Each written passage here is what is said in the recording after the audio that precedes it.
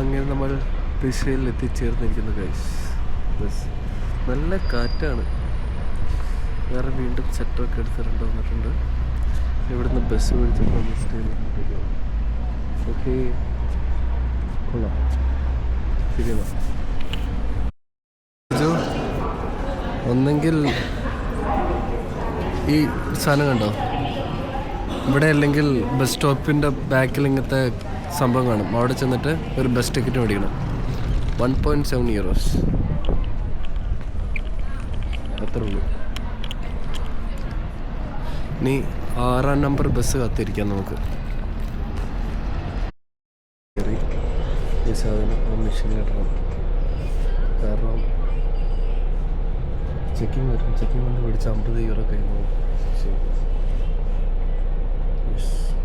അത്രേ ഉള്ളൂ. ഈ സാധനം അവിടെ കൊണ്ടുവരിക.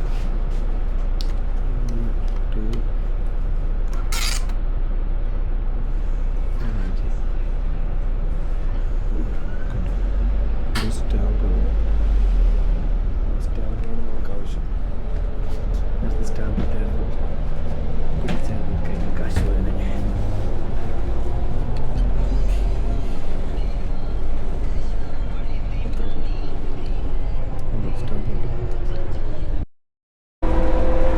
ടിക്കറ്റ് വയ്ക്കാൻ വന്നു.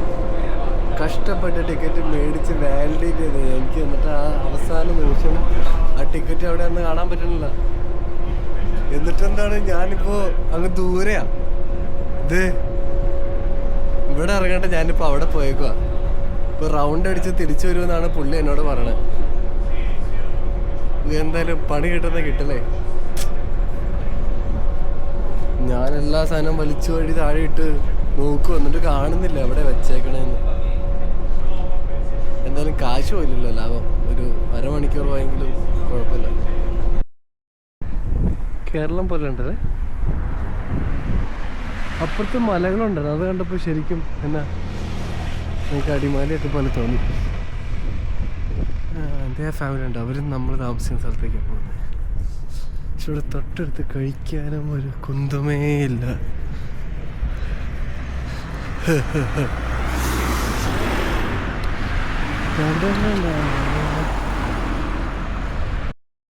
ഇനി അങ്ങനെ സോളോ ട്രിപ്പ് അവസാനിച്ചിരിക്കുകയാണ്. ഇനി ഈ തെണ്ടിയുടെ കൂടെ വേണം.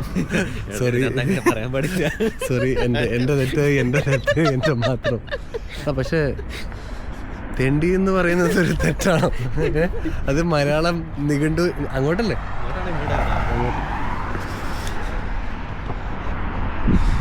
രാത്രി ലീനിങ് ടവർ ഓഫ് പീസ് കാണാൻ പോവാ.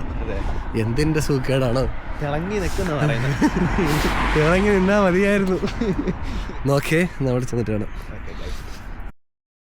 രാത്രി തുറക്കുന്നതുകൊണ്ട് കൊണ്ടുപോയിക്കുക. കാണിച്ചേക്കണം. അതെ. ഓ, എന്തൊരു കോമഡി. അയ്യോ, കഴിഞ്ഞ 10 കൊല്ലമായിട്ട് കേരളത്തിൽ പവർ ഷെഡ് ഇല്ലായിരുന്നു. കാരണം എന്താണ്? UDF വന്നു, എല്ലാം ശരിയായി.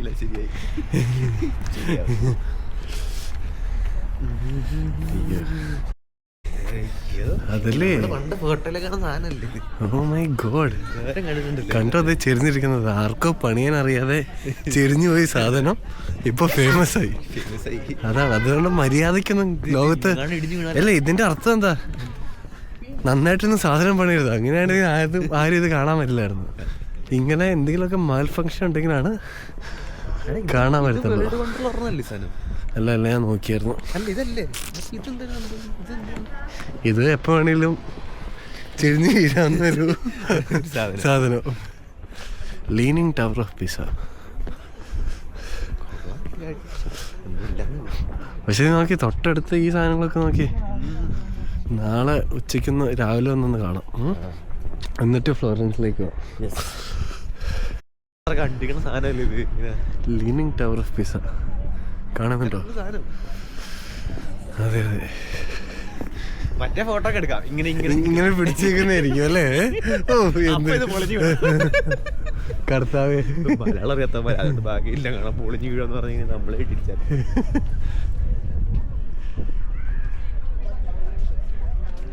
ശരിക്കും ചെരിഞ്ഞാട്ടിരിക്കുന്നത് അല്ലേ?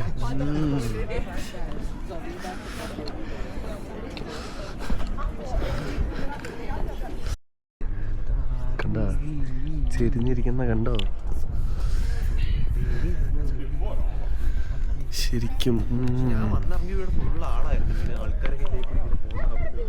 അതല്ലേ നമ്മള് രാത്രി വന്നേ.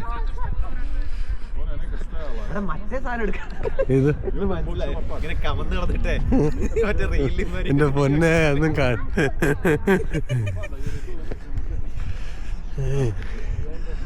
അതോടെ ഇതാണ് ഒരു ക്ലോസ്ഡാന്ന് പറഞ്ഞത്. ചിലപ്പോൾ നാളെ നമുക്ക് തരപ്പോയിരിക്കും, അറിയില്ല. പക്ഷെ ഇതെങ്ങനെയല്ലേ ചെരിഞ്ഞു.